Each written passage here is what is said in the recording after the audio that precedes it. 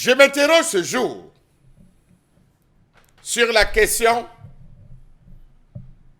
du changement climatique, entre guillemets, avec un phénomène assez particulier, étonnant et même scandaleux, les pics de chaleur dans la ville de Douala. Douala chauffe comme un haut fourneau. Depuis quelques semaines, les populations de Douala sont confrontées à une vague de chaleur. Une vague de chaleur intense qui s'abat sur le pays depuis quelques jours, rendant la ville de Douala, pour ces villes du sud, comme étant la ville la plus chaude. N'allez pas voir l'extrême nord et le nord. Une vague de chaleur intense s'abat depuis quelques jours, n'épargnant pas les zones souvent réputées froides en cette période de l'année. Selon les prévisions météorologiques, les températures oscillent 26% Celsius en matinée, 35% Celsius en mi-journée, parfois 29% en soirée. Pourtant, on dit il pleut.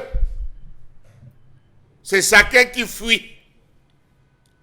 Avec une expression dans la bouche, le soleil s'y peut rendre fou. Douala chauffe. Commerçants, mototaximens, vendeurs à la sauvette et autres ne cachent pas leur malaise face à ces poussées de chaleur. Certains experts disent que non, ça vient de la mer. Quand il fait très chaud, ça frappe l'évaporation, le vent qui porte. Chacun se bat à trouver une explication scientifique. Les Bentikina disent que c'est la magie de la chaleur.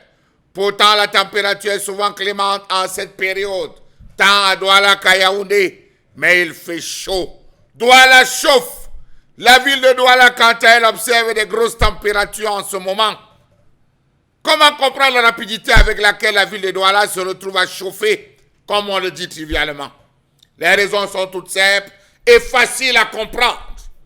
La mangrove a été détruite par les autorités portuaires et les populations avec la bénédiction des autorités administratives. Le bois est devenu le principal combustible des ménages et boulangeries. On taille, on coupe, on s'en fout avec ces billes, ces camions de billes de bois qui ne cessent de sortir. Vous les voyez estampillés par PK14 et j'en passe. Il y a une prolifération grave des foyers de soya. Faites un tour à Bonamoussa, dit Makepe. La chaleur du soya va vous tuer. Ombraise à gauche, soya, maïs devant, derrière, poisson braisé, à côté, shawarma. Il y a tout, ça chauffe. Vraiment. Toutes les vieilles voitures importées de l'Europe, Amérique et les motos de l'Asie sont déversées. Bonamoussa dit, vroom, ça chauffe. Les multiples gaz d'échappement qu'elles génèrent à toute heure produisent de la chaleur. Certains maires de communes d'arrondissement ont trouvé la judicieuse idée de dessoucher les vieux arbres afin de construire les boutiques et créer des parkings. Bonamoussa dit. C'est plein. On dessouche les vieux arbres, on remplace par les conteneurs. Salut.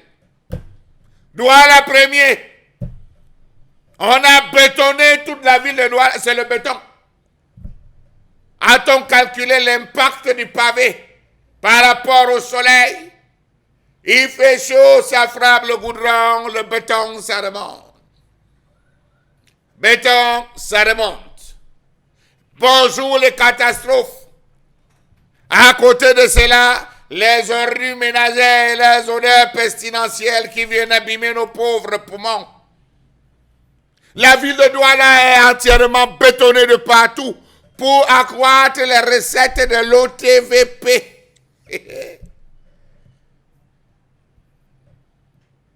Douala chauffe. Il est 10h, 11h. Faites le tour des villes, vous allez vous rendre compte qu'il y a des restaurants. Restaurants à ciel ouvert, restaurants sous parasol, beignétaria. Chaque mamie beignet a déjà son gaz. Elle allume. Elle allume, elle coupe ses beignets, ça chauffe, on mange, ça chauffe, on mange. D'ailleurs, on aime manger chaud. Toutes celles qui tiennent des restaurants ont le foyer derrière. Ça brûle et ça chauffe. Rien n'est contrôlé. La saison sèche arrive bientôt et bienvenue aux incinérations. Puis incinération des ordures ménagères. Le vouri comme un miroir renvoie les rayons solaires dans l'atmosphère et ça réchauffe les côtes littorales. Doit la chauffer, ça ne dérange personne. Personne n'a rien. Pourtant, la loi est claire. La loi sur la foresterie urbaine stipule en ses articles qu'il faut 800 mètres carrés de surface reboisée pour 1000 habitants. En Afrique du Sud, il est strictement obligatoire, lorsque vous avez un projet dans les BTP, de prévoir des espaces verts, planter des arbres. Prenez. Même les arbres qu'on avait pris pour utiliser le terre plein sont tous morts. Ça ne pousse même. Comment comprendre que tous les sièges des mairies soient à l'étroit du fait de l'absence des réserves foncières? Que dit de Douala-III? Savez-vous que l'Orbaba est un véritable paradoxe? Les espaces verts qui auparavant faisaient la beauté du siège de la mairie de Douala-III ont été détruits par l'exécutif communal. On est parti faire à gauche un poulailler géant. À l'endroit, on appelait ça quoi? Le village de la Canne.